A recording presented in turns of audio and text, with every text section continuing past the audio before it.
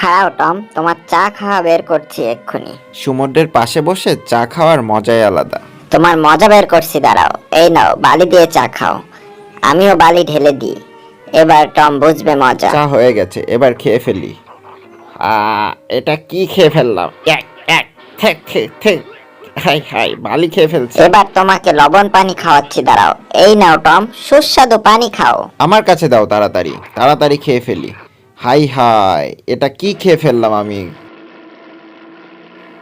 হায় আল্লাহ, আবারও ভুল করে ফেললাম। খাড়াও জেরি, তোমার জন্য এত কিছু হয়েছে, তোমাকে দেখাচ্ছি মজা। এই তো, আটকে ফেলেছি।